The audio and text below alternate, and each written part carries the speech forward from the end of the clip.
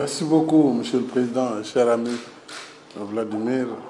Je suis très heureux de vous retrouver ici à Sotchi, cette belle ville en mer Noire. Et d'abord dans un contexte certes difficile, mais toujours un plaisir de vous revoir. Je vous remercie d'abord pour l'appel que vous avez bien voulu avoir avec moi au tout début de la crise. Et aujourd'hui aussi d'avoir accepté ce déplacement que j'ai fait également, non seulement en tant que président du Sénégal, mais en tant que président en exercice de l'Union africaine, raison pour laquelle je suis venu avec aussi le président de la Commission de l'Union africaine. Alors, je salue le rôle de la Russie dans la lutte pour les indépendances des pays africains. Ce rôle ne peut pas être oublié par l'Afrique. Et cette amitié, au nom de laquelle je viens pour les 54 pays de l'Union africaine, fait que vraiment nous venons avec beaucoup d'espoir et nous souhaitons bien sûr non seulement renforcer les relations de coopération bilatérale et aussi entre la Russie et l'Afrique, mais aussi parler de la crise et de ses conséquences sur nos États, sur nos pays. Vous avez suivi les différents votes aux Nations Unies, la position de l'Afrique.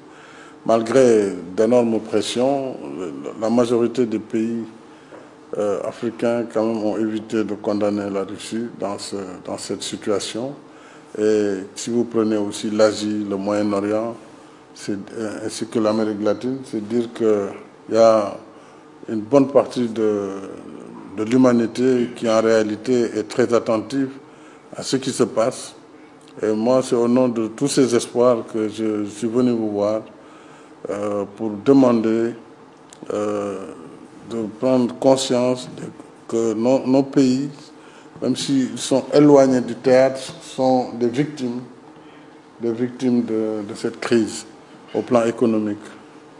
Mais les sanctions aussi contre la Russie ont entraîné plus de gravité puisque nous n'avons plus accès aux céréales venant de Russie, au blé en particulier, mais surtout aux engrais et à l'urée en particulier, pendant que notre agriculture est déjà déficitaire. Et ça crée vraiment de sérieuses menaces sur la sécurité alimentaire du continent. Le mercredi matin, j'ai parlé au Conseil européen, le mardi, en leur disant, oui, vous dites, il y a la guerre, la crise, mais il y a aussi les sanctions. Et il faut que nous travaillions ensemble sur les deux registres pour que tout ce qui concerne déjà le volet alimentaire, céréales